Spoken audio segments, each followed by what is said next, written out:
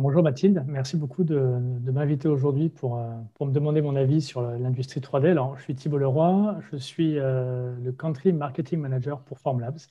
Donc, Country Marketing Manager, je suis la personne en charge des marchés français et marchés espagnols chez Formlabs. Donc, gérer avec mon réseau de vente et mes sales managers les besoins pour les utilisateurs, les besoins pour la marque et le positionnement pour diffuser et pérenner ce qu'on est capable de faire chez Formlabs pour les utilisateurs, que ce soit industriels ou utilisateurs au sens large pour les applications 3D. Mhm. Top. Alors, parmi les nombreux types d'applications d'usage qu'on peut voir passer autour de l'impression 3D, aujourd'hui, l'idée, c'était de se concentrer sur la question de la customisation de masse. Et donc, ma question pour toi, c'est en quoi est-ce que l'impression 3D est-elle adaptée à la customisation de masse, selon toi? Alors, customisation de masse, effectivement, c'est plutôt la production en grand volume de pièces extrêmement unitaires, si on peut dire, si je peux dire de cette façon.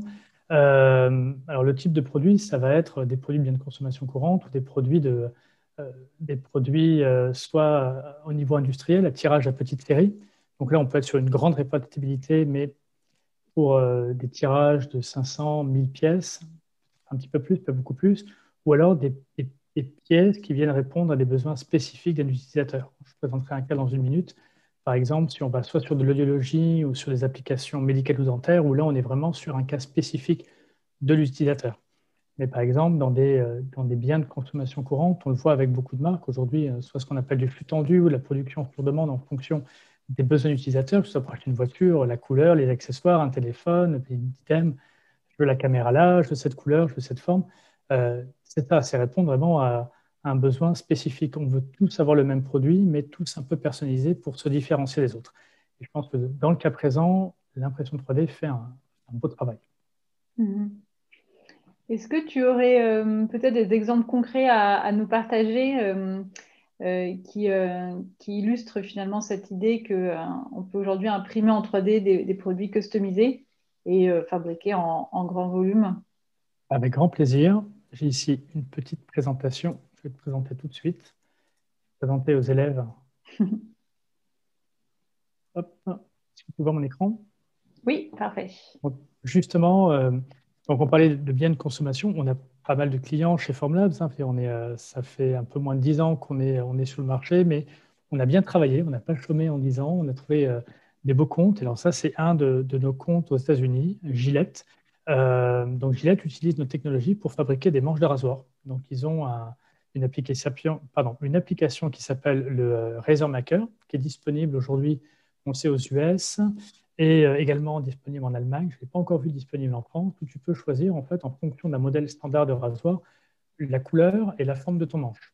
Donc là, on peut voir par exemple une plateforme de fabrication telle qu'elle sortirait sur une impression 3D ou une imprimante 3D forme 3 chez nous avec différents designs, différentes couleurs. Donc là, dans ce cas d'application de customisation de masse, on est sur une même couleur. Naturellement, la SLA chez nous, c'est un matériau à la fois. Donc, on va avoir certaines pas critiques, mais certaines limitations.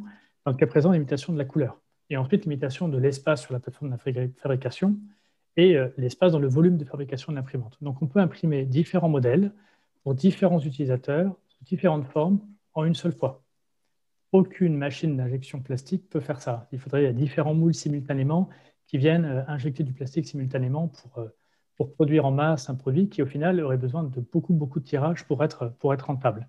Donc ça, c'est le cas du Razor Maker de Gillette. Ensuite, un autre cas assez spécifique qu'on aime beaucoup chez Formlab, c'est le cas de New Balance, où là, pour le coup, on n'a pas seulement une customisation du produit, on a également une customisation du matériau.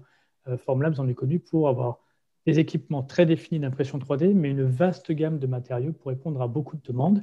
Dans le cas présent, c'est une résine spécifique pour New Balance qui s'appelle la résine Rebound, qui est capable de simuler exactement, pas seulement simuler, de recréer, si je peux dire, exactement les composants liés à une semelle de chaussure. Donc là, on va être en fonction du pied de l'utilisateur, en fonction de son appui sur le sol, on est en présence d'un matériau qui est imprimé sous forme de treillis. C'est cette forme un peu naturelle avec un peu toutes ces alvéoles, ces aspérités qui va vraiment épouser la forme du pied utilisateur.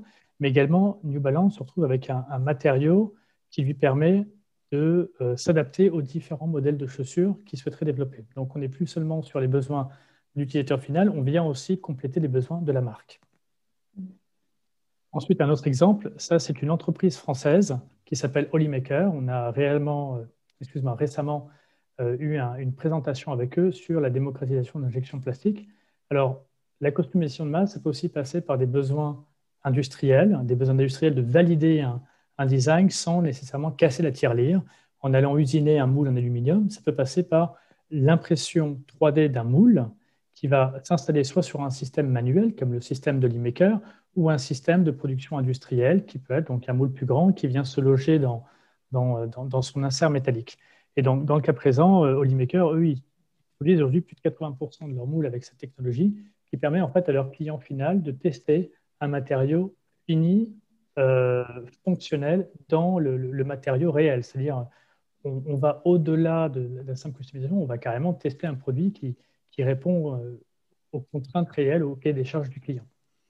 Et enfin, un dernier cas qui est là pour le coup extrêmement personnalisé, puisqu'on est sur de la production dentaire, donc Argoat, qui est un de nos clients utilisateurs et bêta-testeurs, qui développe pour nous pas mal d'applications et qui, dans le cas présent, développe ce type de modèle. On est entre 50 et 60 pièces par semaine, puisque c'est des pièces très particulières pour des clients. Donc là, on est sur un workflow complet de la prise d'empreinte digitale au design à l'impression 3D pour une seule personne. Donc, on est sur un flux très spécifique, très customisé d'une demande et des besoins d'utilisateurs.